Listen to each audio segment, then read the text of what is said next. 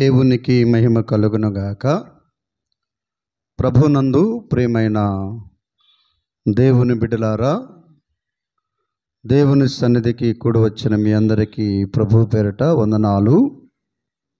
చిన్న ప్రార్థన చేసుకుందాం.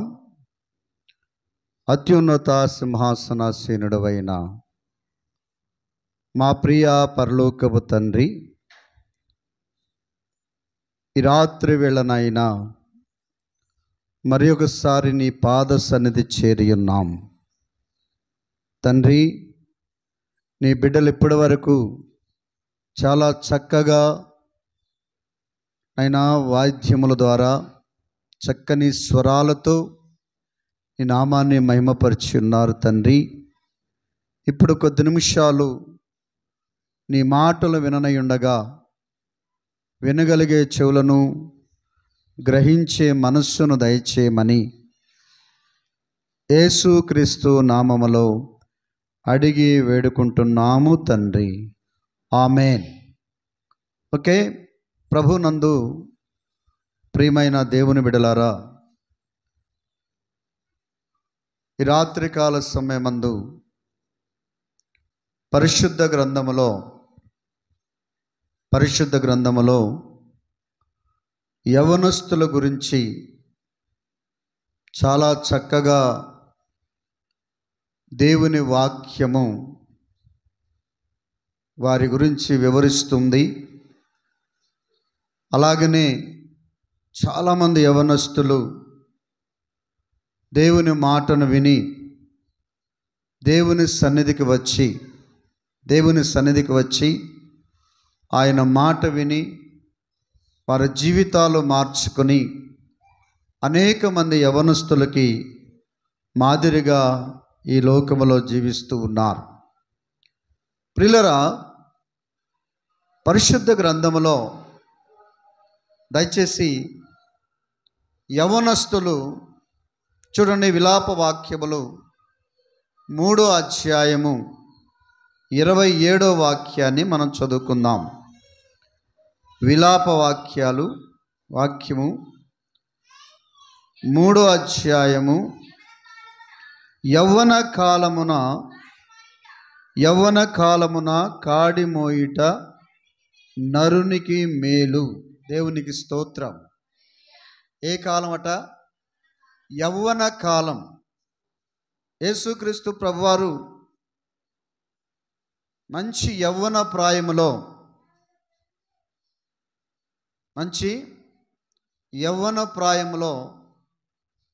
సమర్పణ కలిగి తన జీవితాన్ని ఈ మానవ కోటికి మాదిరిగా జీవించాడు. అయితే ఇక్కడ అంటున్నాడు, యవ్వన కాలమున కాడి మోయుట నరునికి మేలు. దయచేసి గమనించండి, సువార్త అనే కాడిని యవనస్తులు భుజాన వేసుకోవాలి. చాలామంది యవ్వన ప్రాయాన్ని విడిచిపెట్టి వృద్ధాప్యములో, నడిప్రాయములో దేవుని దగ్గరికి వస్తారు. కానీ ఇక్కడ ప్రభు చిత్తం ఏంటంటే, యవ్వన కాలం దేవునికి సమర్పించుకోవాలి. ఎందుకంటే ఈ సమాజంలో యవ్వన స్త్రీలు, యవ్వన పురుషులు భయంకరమైన పాపానికి అలవాటు పడి తన యవ్వన ప్రాయాన్ని వృధా చేసుకుంటూ బలహీనులై మరణిస్తూ వ్యాధిగ్రస్తులుగా జీవిస్తూ విలువైన సమయాన్ని దుర్వినియోగం చేసుకొని ఎంతోమంది పాడవుతూ ఉన్నారు. వారిని బట్టి దేవుడు ఒక మాట మాట్లాడుతున్నాడు. ఇక్కడ కీర్తన గ్రంథము 119వ కీర్తనలో దయచేసి 119వ కీర్తన 9వ వచనంలో ఒక మాట ఉంది. యవనస్తులు దేని చేత తమ నడత శుద్ధిపరచుకొందురు? క్వశ్చన్ అక్కడ. ఏమండి, క్వశ్చన్ మార్క్ ఉందా లేదా? దయచేసి గమనించండి. ప్రతిదానికి ఒక క్వశ్చన్ ఉంది, ఆ క్వశ్చన్కి జవాబు కూడా ఉంది. ప్రతిదానికి ఒక క్వశ్చన్ ఉంది, అలాగనే ప్రతిదానికి ఆ క్వశ్చన్కి తగిన జవాబు కూడా పరిశుద్ధ గ్రంథంలోనే ఉంది. మనం ఎక్కడికి వెళ్ళవసరలా. పరిశుద్ధ గ్రంథంలో చక్కగా చదువుకుంటే, చక్కగా దాన్ని వింటే, చక్కగా దాన్ని అర్థం చేసుకుంటే, యవ్వన ప్రాయములో దేవుని సువార్త కాడి మోయుట నరునికి మేలు అని వాక్యం సెలవిస్తుంది. నా ప్రియమైన సహోదరి సహోదరులారా, ఈ రాత్రికాల సమయమందు మనందరము కూడా మన పిల్లల్ని ఆధ్యాత్మిక జీవితంలోనికి నడిపించాలంటే వారిని తప్పనిసరిగా దేవుని మందిరానికి అలవాటు చేయాలి. రానని మొండికేస్తారు, రానని ధిక్కరిస్తారు, రానని ఇబ్బంది పెడతారు. అయినా పర్వాలేదు, ఒకసారి కాకపోతే రెండుసార్లు కాకపోతే మూడోసారి కాకపోతే నాలుగోసారి వారి జీవితాన్ని మనమే బాగు చేయాలి. కాబట్టి మనం వారిని తప్పనిసరిగా యెహోవా సన్నిధికి మనము తీసుకొని రావాలి. అందుకని ఇక్కడ భక్తుడైన దావీదు ఇక్కడ మాట్లాడుతున్నాడు. దయచేసి అన్నాడు, యవ్వనస్తులు దేని చేత తన నడతను శుద్ధిపరచుకొందురు అని అనగానే ఇక్కడ వెంటనే జవాబేంటి? నీ వాక్యమును బట్టి దాన్ని జాగ్రత్తగా చూసుకొనుట చేతనే కదా. దయచేసారా ఏమంటాడ? నీ వాక్యమును బట్టి దాన్ని జాగ్రత్తగా చూసుకోవాలి. వాక్యాన్ని బట్టి మనం మారాలి, వాక్యాన్ని బట్టి మనం క్రమంగా నడిపించబడాలి. దేవుడు ఏదైతే మన జీవితాన్ని ఆశీర్వాదకరంగా, యవ్వనస్తులను దీవెనకరంగా, యవ్వనస్తులు అనేక మందికి మాదిరికరంగా ఉంచాలని ఆశపడుతున్నాడో, ఆ యవ్వనస్తులు కూడా దేవుని యొక్క వాక్యాన్ని విని ఆ వాక్యం ద్వారా కలిగే ఆత్మీయ మేలు పొందుకోవటానికి ఆశ కలిగి ఉండాలంటే వారు వాక్యమును బట్టి మారతారట. ఆమేన్. వాక్యాన్ని బట్టి మారతారు. ఇప్పుడు చూడండి, బబులోను దేశానికి యవ్వనస్తులను, బబులోను దేశానికి ఏమండి సెరకు తీసుకొచ్చిందా? ముసలోళ్ళను తీసుకొచ్చాడా? ముసలోళ్ళను తీసుకురాలేదండి. యవ్వనస్తులను తీసుకొచ్చాడు, తెలివి కల్ల వాళ్ళని తీసుకొచ్చాడు, బలము కలిగిన వాళ్ళని తీసుకొచ్చాడు, శక్తి కలిగిన వాళ్ళని తీసుకొచ్చాడు. దయచేసి అలాగనే వీళ్ళందరూ కూడా యవ్వన ప్రాయములో అండి యవ్వనస్తులను తీసుకొచ్చాడు. బబులోను చెరకు తీసుకురాబడ్డారు. అయితే ప్రియమైన దేవుని బిడ్డరా, ఇక్కడ అంటున్నాడు, నీ వాక్యమును బట్టి దానిని జాగ్రత్తగా చూసుకొనుట చేతనే కదా. నా పూర్ణ హృదయముతో నిన్ను వెతుకుచున్నాను, నన్ను నీ ఆజ్ఞలను విడిచి తిరగనీయకము. దేవుని స్తోత్రం. ఆజ్ఞలు ఏమండి, ఆజ్ఞలు మన జీవితాన్ని మారుస్తాయి. ఆమేన్. ఆజ్ఞలు మన జీవితాన్ని ఆశీర్వాదకరంగా మారుస్తాయి. ఎందుకంటే ప్రతిదానికి ఒక పద్ధతి ఉంది, ప్రతిదానికి ఒక క్రమం ఉంది, ప్రతిదానికి ఒక సిస్టమేటిక్గా జీవితం ఉంది. అందుకనే దేవుని సన్నిధికి వచ్చినప్పుడు యేసుక్రీస్తు ప్రభువారు సృష్టికర్త అయిన దేవుడు 10 ఆజ్ఞలు ఇచ్చాడు. ఆ ఆజ్ఞలు 4 ఆజ్ఞలు దేవునికి సంబంధించినవి, 6 ఆజ్ఞలు మానవ జీవితానికి సంబంధించినవి. అలాగనే యవ్వనస్తులు మరీ ముఖ్యంగా దీన్ని చదవాలి, ఆజ్ఞలను మనం చదవాలి. ఎందుకంటే ప్రియమైన దేవుని బిడ్డరా, యవ్వనస్తుల యొక్క ఉద్దేశాన్ని ఇక్కడ దేవుడు వారి జీవితాన్ని విలువైన జీవితం అని చెప్తున్నాడు. యవ్వనస్తుల జీవితం విలువైన జీవితాన్ని ఏం చేసుకున్నట్టంటే వ్యర్థం చేసుకుంటున్నారు. సగంలోనే వారి జీవితాల్ని పాడు చేసుకుంటున్నారు, సగంలోనే మరణప్రాయం అవుతున్నారు, సగంలోనే వారి ఆయుష్కాలాన్ని తగ్గించుకుంటున్నారు. అందుకని దేవుడు ప్రత్యేకంగా అంటున్నాడు, యవ్వన కాలమున కాడి మోయట నరునికి మేలు అంటున్నాడు. అలాగని ఇక్కడ అంటున్నాడు, యవ్వనస్తులు దేని చేత వారి నడతను శుద్ధి చేసుకుందరు అనగానే వెంటనే నీ వాక్యమును బట్టే కదా. దేవునికి స్తోత్రం. ఏమండి, ఏ తల్లిదండ్రులైనా కూడా నా పిల్లలు మంచిగా ఉండాలి అని ఆశ ఉంటుందా ఉండదా? ఆశ ఉంటుందా ఉండదండి? ఎంత పిచ్చి తల్లిదండ్రులైనా, ఎంత చదువులేని తల్లిదండ్రులైనా నా పిల్లలు క్షేమంగా ఉండాలి, నా పిల్లలు తెలివిగలిగా ఉండాలి, నా పిల్లలు అందరికంటే ఇనిమికిలుగా ఉండాలి, నా పిల్లలు అందరికంటే చక్కగా చదువుకోవాలి, నా పిల్లలు ఉన్నతమైన స్థితిలో ఉండాలని ప్రతి తల్లిదండ్రులకి మన పిల్లల మీద ఆశ ఉంటుంది. ఆ ఆశను వారు నెరవేర్చాలంటే, ఆ ఆశను వారు ఆశీర్వాదకరంగా మార్చాలంటే దేవుని సన్నిధికి రావాలి. అందుకనే మనం అప్పుడప్పుడు యవనస్తుల కూడిక ఏర్పాటు చేసుకుంటున్నాం. అప్పుడప్పుడు వారికి యవనస్తుల కూడిక ఎందుకు ఏర్పాటు చేస్తున్నామంటే, ఏమండి, ఎందుకంటే వారి యవ్వన కాలాన్ని వృధా చేసుకోకుండా ఆ విలువైన జీవితాన్ని ప్రభువుకి ఖచ్చితంగా ఖర్చు పెడతారనే ఉద్దేశంతో. ఆమేన్. అంతేకాదు వారి భవిష్యత్తు ఆశీర్వాదకరంగా ఉంటుందని మనం యవనస్తుల కూడికను ఏర్పాటు చేసుకుంటున్నాం. నా ప్రియమైన దేవుని పిల్లారా, ఇక్కడ గమనించండి, సామెతల గ్రంథము 6వ అధ్యాయము 20వ వాక్యాన్ని చదువుకుందాం. సామెతల గ్రంథము 6వ అధ్యాయము 20వ వాక్యాన్ని చదువుకుందాం. నా కుమారుడా, నీ తండ్రి ఆజ్ఞను గైకొనుము, నీ తల్లి ఉపదేశమును త్రోసివేయకము. దేవునికి మహిమ కలుగును గాక. చూసారా, దేవుడు పిల్లల మధ్య, యవనస్తులకి తల్లిదండ్రులకి మధ్య ఆత్మ సంబంధమైన వెలుగును చూపుతూ ఉన్నాడు. వెలుగుని చూపుతున్నాడు. ఇక్కడ ఏమన్నాడు? నా కుమారుడా, నీ తండ్రి ఆజ్ఞను గైకొనాలి. తండ్రి చెప్పిన ప్రతి మాట వినాలి. తండ్రి చెప్పిన ప్రతి మాట వినాలి. అంతేకాదు, తల్లి చెప్పిన ఉపదేశాన్ని త్రోసివేయకూడదు. వారిద్దరూ కూడా నీ బంగారు భవిష్యత్తుకు బాట వేయాలని ఎంతో ఆశపడతారు. అయ్యా, అందుకనే నైనా నువ్వు చక్కగా వెళ్ళి మందిరానికి వెళ్ళు, చక్కగా పరిచర్య చేయి, చక్కగా వాక్యం చదువు, చక్కగా పాటలు పాడు, చక్కగా వాయిద్యాలు వాయించగలిగితే వాయిద్యాలు వాయించు అని తల్లిదండ్రులు ప్రోత్సహించాలి.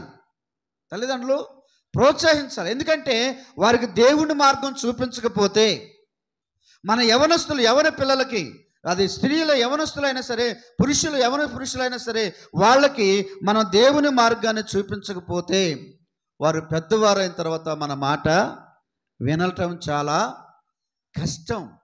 అందుకనే బైబిల్ అంటుంది, బాల్య దశ నుండే సృష్టికర్తను స్మరణకు తెచ్చుకోవాలని చెప్తున్నాడు. బాలుడు నడవలసిన త్రోవ వాడికి నేర్పండి, పెద్దవాడైన తర్వాత ఆ త్రోవ తొలగిపోడు. ఏమండి, దానియేలు త్రోవ తొలగిపోయాడా? దావీదు త్రోవ తొలగిపోయాడా? ఇలా చెప్పుకోవడం పోతే అనేక మంది భక్తులు ఉన్నారు, అనేక మంది యవనస్తులు ఉన్నారు. వీళ్ళందరూ కూడా దేవుని యందు భయభక్తులు కలిగి దేవుని దగ్గర అనేకమైన ఆశీర్వాదాలు పొందుకున్నారు. శ్రమలు వచ్చినాయి, నిందలు వచ్చినాయి, బలహీనతలు వచ్చినాయి. అయినప్పటికీ కూడా ఆ యవ్వన ప్రాయంలో దేవుని సన్నిధి విడిచిపెట్టగా, దేవుని వాక్యాన్ని విడిచిపెట్టగా, దేవుని వాక్యములో ఉన్న మాధుర్యాన్ని రుచి చూసి దేవుని పక్ష నుండి గొప్ప కార్యాలు చూశారు. అందుకనే దయచేసి ప్రియమైన దేవుని బిడ్డలారా, యవ్వనస్తులు నిన్ను తునీకరించకుండా చూసుకోవాలి. ఏమండి, ఎవడు కూడా నిన్ను తృణీకరించకుండా చూసుకోవాలి. ముఖ్యంగా యవ్వన స్త్రీలు ఏం చేయాలంటే, నిన్ను యవ్వనస్తులు ఎవరు కూడా నిన్ను తృణీకరించకుండా చూసుకోవాలి. అంటే ఏం చేయాలి? చదవండి, మొదటి తిమోతి పత్రిక, దయచేసి మొదటి తిమోతి పత్రిక 4వ అధ్యాయము 12వ వాక్యం చదువునానా? మొదటి తిమోతి పత్రిక 4వ అధ్యాయము 12వ వాక్యం చదువుకుందాం. యవ్వనమును బట్టి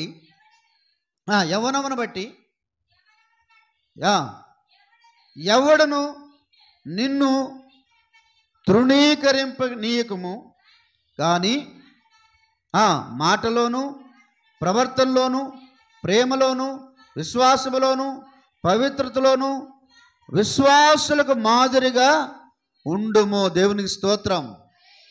యవ్వనస్తుడైన తిమోతికి పౌలు గారు చెబుతున్నారు. యవ్వనస్తుడైన తిమోతికి పౌలు గారు బోధిస్తూ ఉన్నాడు. అయ్యా, నీ యవ్వనమును బట్టి ఎవడు నిన్ను తృణీకరింపకము కానీ మాటలోను, ప్రవర్తనలోను, ప్రేమలోను, విశ్వాసములోను, పవిత్రతలోను విశ్వాసులకు మాదిరిగా ఉండము. యవ్వనస్తుణ్ణి సేవకుని చేశాడు పౌలు గారు. ఆమేన్. ఒక యవ్వనస్తుడిని సేవకుడిని చేశాడు. నా ప్రియమైన దేవుని పిల్లలారా, సంఘములో అనేక మంది యవ్వన పురుషులు అనేక మంది యవ్వన పురుషులు ఉన్నారు.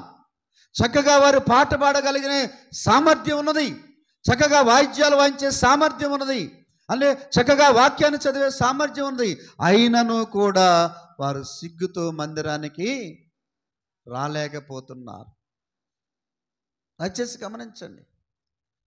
వారు రాలేకపోతున్నారని మనం విడిచిపెడితే చివరికి వారు ఏమైపోతారు? పనికి రాకుండా పోతారు. అందుకనే దేవుని ప్రేమను పొందుకోకుండా పోతారు. దేవుని ప్రేమను పొందుకోలేరు. అందుకని అయ్యా వాటిని బతిమలాడనైనా, మన పిల్లల్ని బతిమలాడనయ్యా, ప్రతి బుధవారం నైటు మరి ప్రార్థనకు వెళ్ళండి, ప్రతి విశ్రాంతి దినాన ప్రార్థనకు వెళ్ళండి, సమయం ఉన్నప్పుడు ప్రార్థనకు వెళ్ళండి అని వారికి మనం ఏం చేయాలి? బోధించాలి, చెప్పాలి.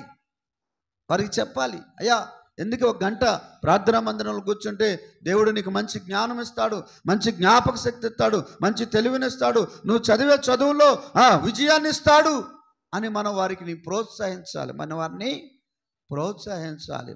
వీళ్ళు రావట్లేదంటే ఇక రావట్లేదని వాడిని విడిచిపెడితే చివరికి మన మీద విరోధంగా తయారవుతాడు.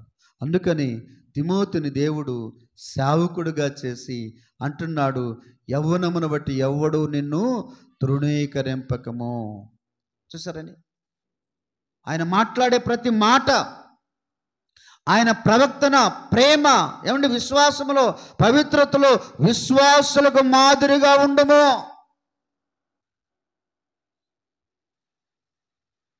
విశ్వాసులకి మాదిరిగా ఉండమని చూపిస్తున్నాడు, తెలియజేస్తున్నాడు.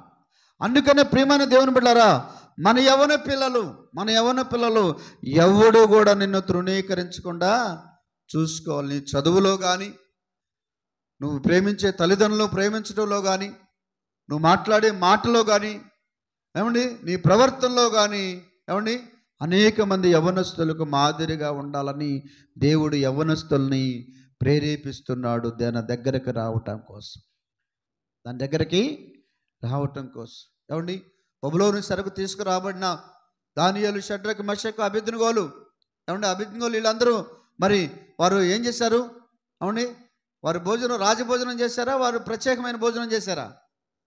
ఏమండి వాళ్ళు రాజభోజనం చేయమని వాళ్ళు చెప్తే, అయ్యయ్యా మాకు ఆ రాజభోజనం వద్దు, నాకు ఒక ప్రత్యేకమైన భోజనం ఏర్పాటు చేయండి అని వారు బ్రతిమలాడి అక్కడ నపుంసకుడిని అడిగితే వాళ్ళకు ప్రత్యేకమైన భోజనం ఏర్పాటు చేసి, ఏమండి తర్వాత 10 రోజులు అయిన తర్వాత వాళ్ళని రాజు ఎదుట ఏర్పాటు చేస్తే వాళ్ళ ముఖం అంతా ఎలా ఉంది? కలకలలాడుతూ నవ్వుతూ వికసిస్తున్న పువ్వులే అలా ఉన్నదట. అందుకని దేవుని సన్నిధికి వస్తే యవ్వనస్తులు అలవాట్లు మార్చుకుంటారు, మాటలు మారుతాయి, ప్రవర్తన మారుద్ది. అయ్యో నేను మందిరానికి వెళ్తున్నాను, దేవుని వాక్యాన్ని వింటున్నాను, దేవుని సన్నిధిలో పాటలు పాడుతున్నాను, దేవుని సన్నిధిలో ప్రార్థన చేస్తున్నాను, దేవుని సన్నిధిలో వాద్యం వాయిస్తున్నాను, దేవుని సన్నిధిలో పరిచర్య చేస్తున్నాను, నా ప్రవర్తన నేను చాలా జాగ్రత్తగా చూసుకోవాలని ఒక ఆత్మీయ భయము ఏర్పడింది వాళ్ళలో. అప్పుడు వారు చదువులే కాదు, వారి పనిలోను, వారి వృత్తిలోను, ప్రతి దాంట్లో దేవుడు వారికి విజయాన్ని ఇస్తాడు. చూడండి 5వ అధ్యాయము, 1 తిమోతి పత్రిక 5వ అధ్యాయము 22వ వాక్యం చదువునానా? 5వ అధ్యాయం 22వ వచనం. త్వరపడి యవ్వన మీదైనను హస్త నిక్షేపము చేయకము,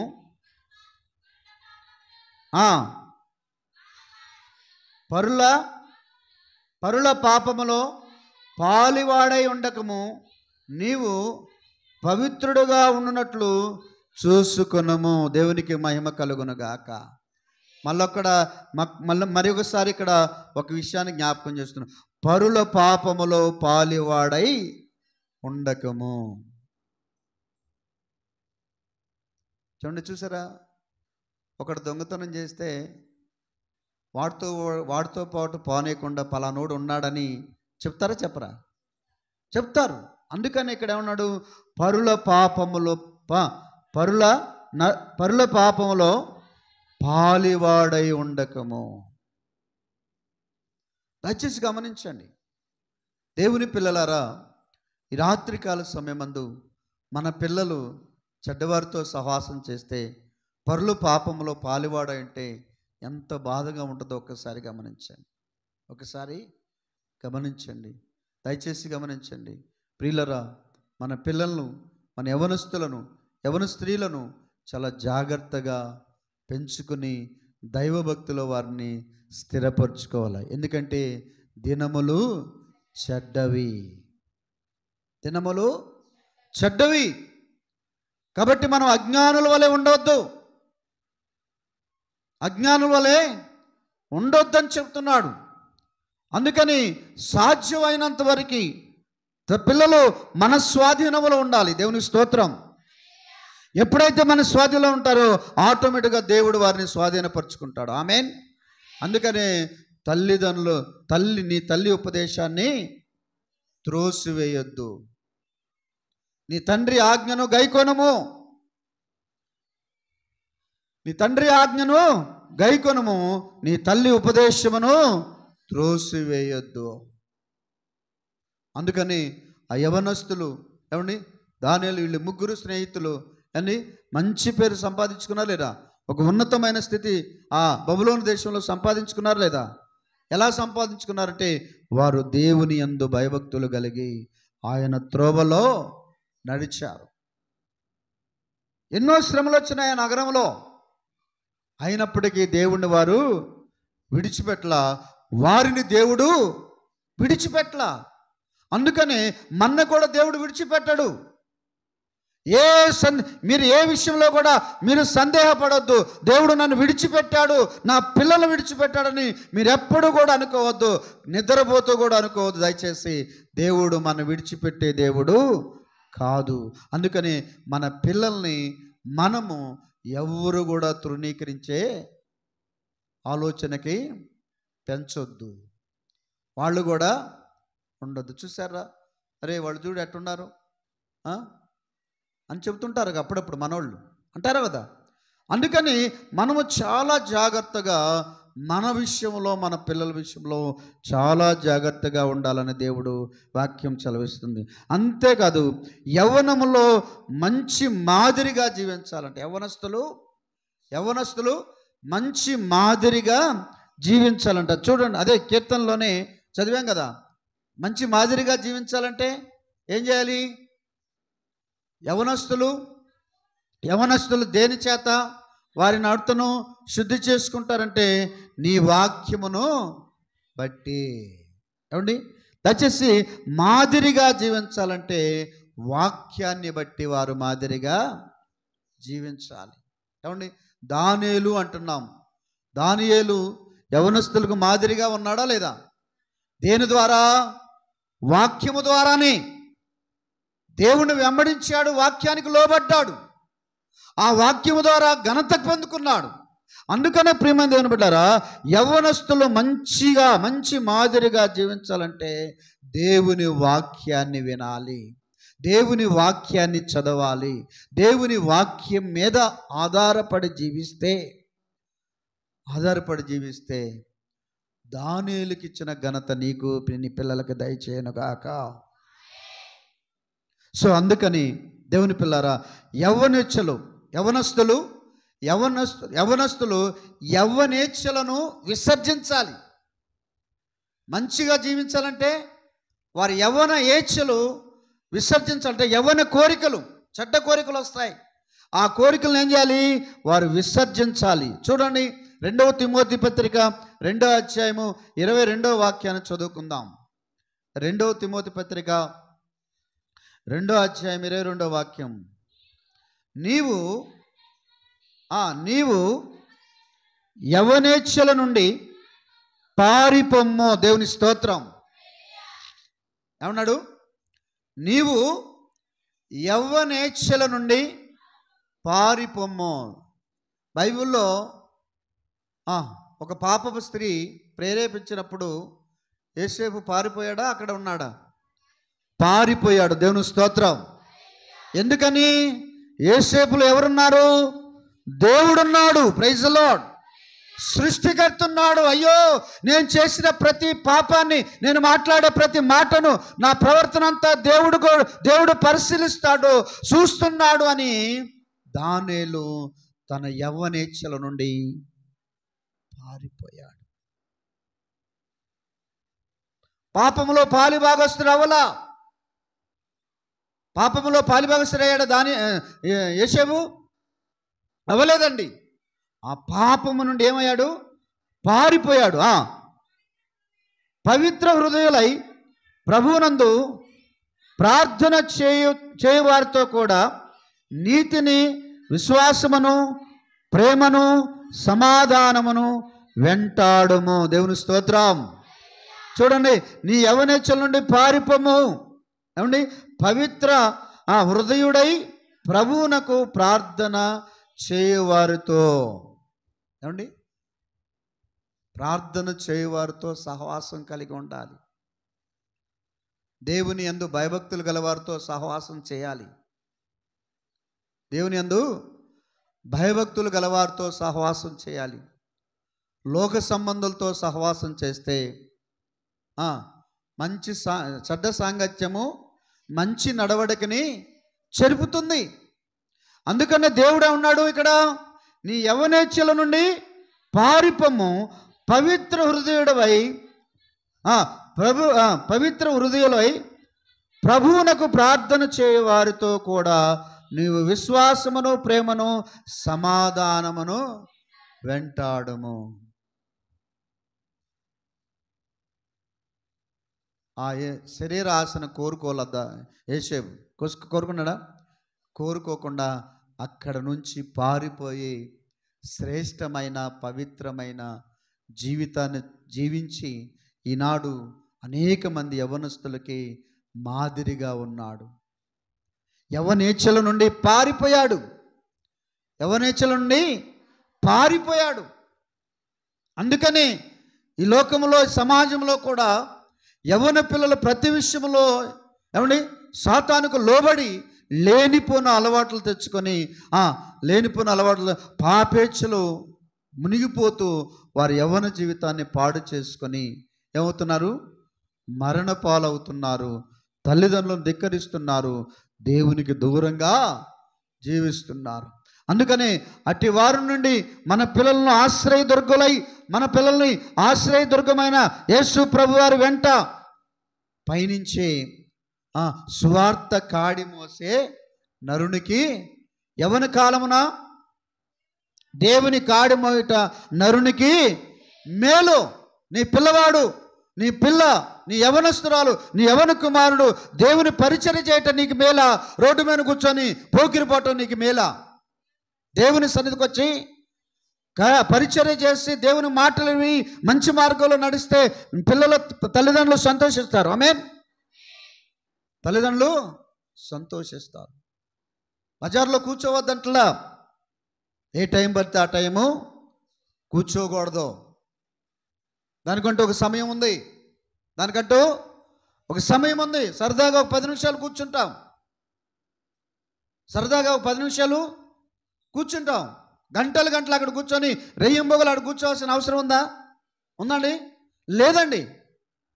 అందుకని దయచేసి మనం ఏం చేయాలంటే తల్లిదండ్రులమైన మనం చాలా జాగ్రత్తగా వారికి ఉపదేశాన్ని చెప్పాలి.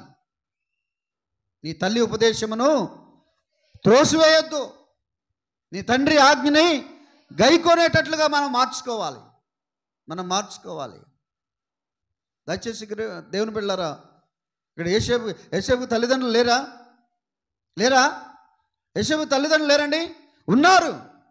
వారు దేవుని యందు భయభక్తులు కలిగి ఉన్నారు కాబట్టి అదే భయము, అదే భక్తి యోసేపుకి వచ్చింది.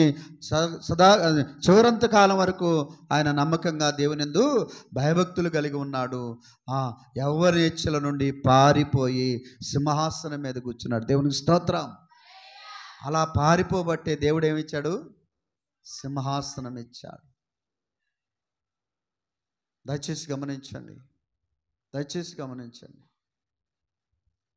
యవనస్తుల జీవితాన్ని పాడు చేసుకోకుండా యవన ప్రాయములో దేవుని కాడి మోయట నరునికి మేలు.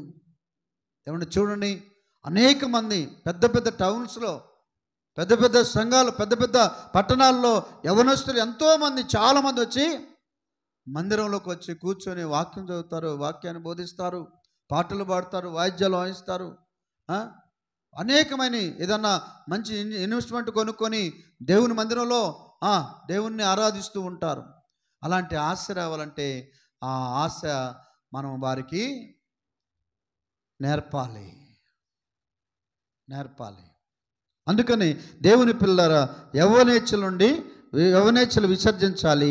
అయితే చూడండి, 1 తిమోతి పత్రిక 6వ అధ్యాయం 11వ వచనంలో, 6వ అధ్యాయం 11వ వచనం, దైవజనుడా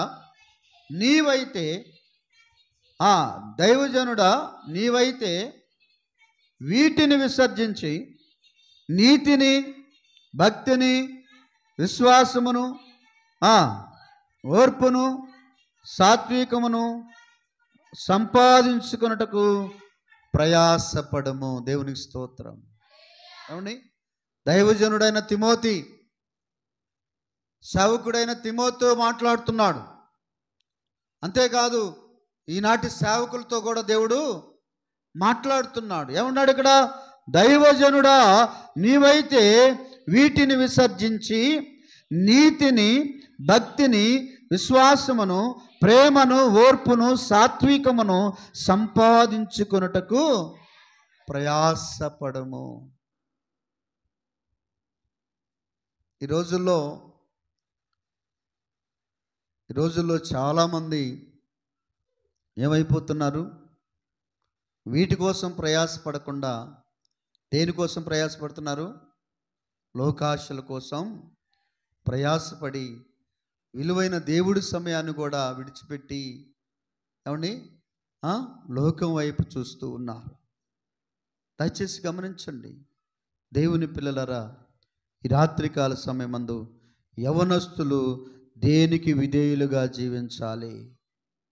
యవనస్తులు చూడండి, ప్రసంగి గ్రంథము 12వ అధ్యాయము 1-2 వచనాలు చదువుకుందాం. ప్రసంగి, దుర్దినములు రాకముందే ఇప్పుడు వీటి యందు నాకు సంతోషము లేదని నీవు చెప్పు సంవత్సరములు రాకముందే తేజస్సునకు, సూర్యచంద్ర నక్షత్రములకును చీకటి కమ్మకముందే, వాన వెలిసిన తరువాత మేఘములు మరలా రాకముందే, నీ బాల్య దినముల యందే నీ సృష్టికర్తను స్మరణకు తెచ్చుకొనుము. యేసుప్రభు వారు తల్లిదండ్రులతో ఒక ప్రాంతానికి వచ్చినప్పుడు అక్కడ యేసుప్రభు వారు తప్పిపోతారు కదా. అక్కడ తల్లిదండ్రులు ఎదుగురా? మళ్ళా యేసుప్రభు వారు కనపడి ఏమంటాడమ్మా, నన్ను ఎందుకు ఎదుగుతున్నావు? నా తండ్రి పని నిమిత్తము నేను చూస్తున్నా. దేవునికి స్తోత్రం. ఏ వయసు అది? బాల్యదశే. అందుకని ముందు బాల్యదశ సృష్టికర్తని స్మరణకు తెచ్చుకోవాలి. ఎందుకంటే వాళ్ళ జీవితం బాగుపడాలి. ఆమేన్. వాళ్ళ జీవితం ఏమవ్వాలి? బాగుపడాలి. అంతేకాదు 13వ వచనంలో అంటాడు, ఇదంతయు వినిన తర్వాత తేలిన ఫలితార్థమే ఇదే, దేవుని యందు భయభక్తులు కలిగి ఉండి ఆయన కట్టడలను అనుసరించి నడుచుకొనుచుండవలనని మానవ కోటికి ఇదియే విధి. ఒకళ్ళక మానవ కోటి అంతా యావత్ ప్రపంచం అంతటికి ఇది విధి. ఏమండి? ఇది విధి. కాబట్టి మన ఏ విషయంలో కూడా యవ్వనస్తులు ప్రతి విషయంలో దేవునికి లెక్క. యవ్వనస్తుడా, నీ కాలమందు సంతృష్టి పడు, సంతోషపడు. కానీ ఒకానొక దినాన వీటన్నిటికీ ఏమండి తీర్పులోనికి తెచ్చునని అమ్మ జ్ఞాపకము ఉంచుకోవాలి. ప్రతిదీ కూడా జ్ఞాపకం ఉంచుకోవాలి. ఎస్, యవనస్తుడివే. చాలామంది అంటాడు యవన కాలంలో చేయక ఎప్పుడు చేస్తాడా అంటే ఏం చేస్తాడు? యవన కాలంలో మంచి చేస్తే 10 మందికి ఆశీర్వాదం, మంచి చేస్తే కుటుంబానికి సంతోషం, మంచి చేస్తే యవన కాలంలో ఆ కుర్రవాడు ఆ పిల్ల చక్కగా ఇదిగా ఉన్నారని దేవుడు కూడా సంతోషపడతాడు. యవన కాలంలో లేనిపోని అన్ని అలవాట్లు చేసుకొని ఈ అలవాట్ల వల్ల తల్లిదండ్రుల ప్రేమకు కూడా దూరంగా ఉంటూ తల్లిదండ్రులు చెప్పిన బోధను త్రోసివేసి అండి అనేక రకాల వ్యసనాలకు బానిసలై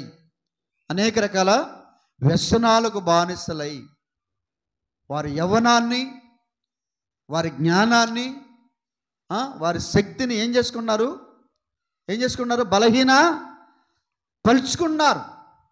బలహీనపరుచుకున్నారు. ఏమండి మంచి యవ్వన ప్రాయంలో నిగనిగలాడాల్సిన వయసులో ఏమైపోతున్నారు? లేనిపోయిన అలవాట్ల వల్ల ఏమండి మద్యపానము, ధూమపానము, మత్తు పదార్థాలు వీటన్నిటినీ తీసుకొని ఏమవుతున్నారు? బలహీనులై కుప్పకూలి కుప్పకూలిపోతున్నారు. వారి వయస్సును పాడు చేసుకుంటున్నారు, వారి సమయాన్ని పాడు చేసుకున్నారు, వారి కాలాన్ని వృధా చేసుకున్నారు, వారి విలువైన జీవితాన్ని కూడా పాడు చేసుకుంటున్నారు. అందుకని ఆ విలువైన జీవితాన్ని ఆశీర్వాదకరంగా మార్చడానికే ఈ 12:14 అంటాడు, దయచేసి ఆ గూఢమైన ప్రతి అంశమును గూర్చి దేవుడు విమర్శ అయినప్పుడు ఆయన ప్రతి క్రియను అది మంచిదే కానీ చెడ్డదే కానీ తీర్పులోనికి తెచ్చును. హల్లెలూయా. ఏమండి మంచిదే కానీ చెడ్డదే కానీ తీర్పులోనికి తెస్తాడు. అందుకని ఏం చేయాలి? మనం మంచి పని చేసి మన జీవితాన్ని ఆశీర్వాదకరంగా మార్చాలంటే, ఒక దానియేలులాగా ఉండాలంటే, ఒక యేషేబులాగా ఉండాలంటే, ఒక దావీదులాగా ఉండాలంటే, ఒక రూతులాగా ఉండాలంటే, ఒక ఎస్తేర్లాగా ఉండాలంటే నువ్వు నేను ఏం చేయాలి? యవ్వన ప్రాయంలో పిల్లలని జాగ్రత్తగా ఆత్మీయ జీవితంలోనికి వారిని నడిపించి ఆత్మీయ జీవితంలో ఉన్న ఆశీర్వాదాలు పొందుకునే ధన్యత వారికి మన ఉపదేశాన్ని చేయాలి. అప్పుడు యవ్వనస్తులు దేవునికి ఇష్టలుగా ఉంటారు. దేవునికి స్తోత్రం. హల్లెలూయా. చక్కగా దేవుని పిల్లలు, యవ్వనస్తులు దేవునికి దగ్గరగా జీవించాలి. యేసు ప్రభువారు అందరికీ ఉపకారి. యేసు ప్రభువారు అందరికీ మాదిరి, యవ్వనస్తులకు కూడా మాదిరి. యేసు ప్రభువారు తన యవ్వన కాలాన్ని సమర్పించుకొని మానవులందరి కోసం ప్రాణము పెట్టాడు. ఏ కాలంలో? వృద్ధాప్యంలోనా? కాదండి, యవ్వన కాలంలో మందిరానికి రావాలి. యవ్వన కాలంలో వాక్యాన్ని, పరిశుద్ధ గ్రంథాన్ని చదవాలి. యవ్వన కాలంలో దేవుని సువార్త ప్రకటించాలి. యవ్వన కాలంలో దేవుని సన్నిధిలో పరిచర్య చేసి ఒక దావీదులాగా, ఒక దానియేలులాగా, ఒక యేషేబులాగా అలా గొప్ప ఆశీర్వాదాలు పొందుకోవాలని ప్రభుపేట మనం చేస్తూ దేవుడి కొద్ది మాటలు దీవించునుగాక. ఆమేన్. చిన్న ప్రార్థన చేసుకుందాం. మహిమ కలిగిన మా తండ్రి, దయగలిగిన మా ప్రభువా, ఈ పరిశుద్ధమైన పాదాలకు వందనాలు, స్తోత్రాలు అయా. ఈ రాత్రికాల సమయమందు కొద్ది నిమిషాలు యవ్వనస్తుల గురించి నీ వాక్యము ద్వారా కొన్ని మాటలు తెలియజేస్తున్నాం తండ్రి. వారి పిల్లల్ని ఆత్మీయంగా నీ సన్నిధికి వచ్చినట్లుగా వారిని నడిపించగలిగే తల్లిదండ్రులుగా జీవించే గొప్ప భాగ్యాన్ని దయచేయమని, వారి పిల్లలు మంచి మార్గంలో జీవిస్తూ దేవుని పరిచర్యలో పాలిభాగస్తులై నీవిచ్చే మేలు పొందుకునే యోగ్యతను వారందరికీ ప్రసాదించమని అయ్యా, వారి యవ్వన కాలాన్ని వృధా చేసుకోకుండా నీ సన్నిధికి వచ్చి ఆశీర్వాదకరంగా మార్చుకునే బిడ్డలుగా సిద్ధపరచమని యేసుక్రీస్తు నామములో అడిగి వేడుకుంటున్నాము తండ్రి. ఆమేన్.